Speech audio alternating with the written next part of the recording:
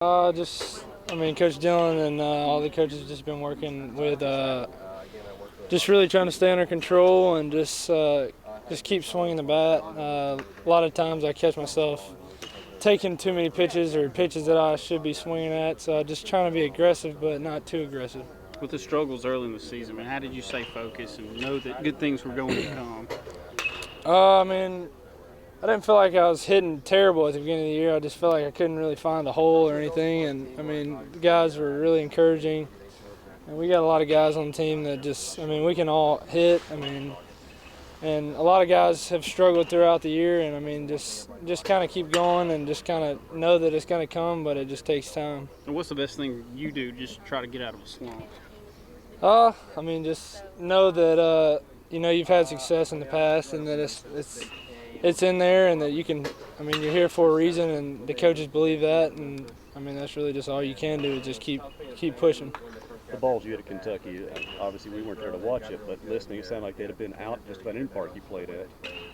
I don't know. I'm just glad that they put runs on the board. So really just glad that we came out of there Sunday with a good team win. So yeah, Auburn is a club that's much improved from a year ago. They it's kind of neat when you see young players in their team really get better in just a year. So they're a very athletic group. They have that combination of power. They can run. They've been really solid. Their pitching numbers are really solid, and I think they found some help out of their bullpen. So they might have had the toughest first 2 weeks in the whole league when you consider. They had Vanderbilt and Texas A&M, and I think they'll be ready to go this weekend.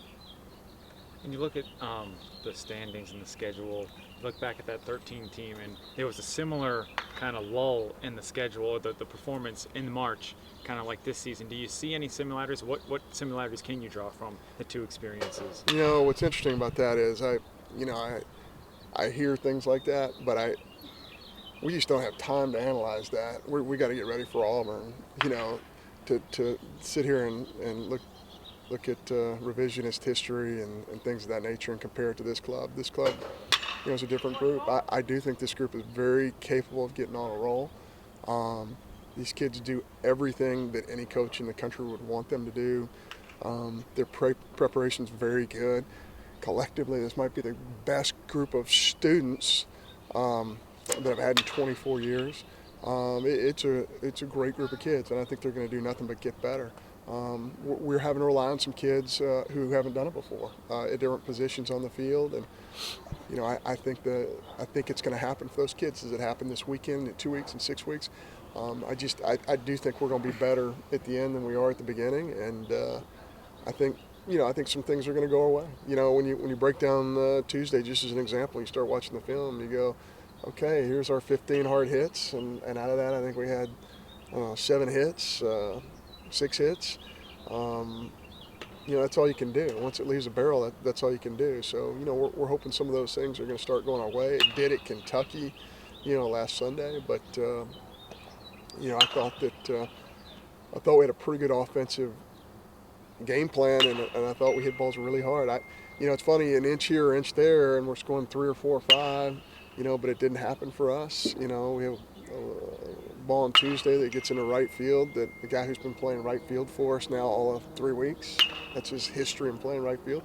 He misses a ball off his glove, and with 2 outs, that's going to be the 3rd out in the inning. We're going to keep rolling. So those are just some of the things that are happening to us right now that I think can help our club and we can gain from. I think in terms of wins and losses, I know there's some frustration there with our kids. But I also know that our kids are going to get better because, we have been through this. So has the best teams in the Southeastern Conference.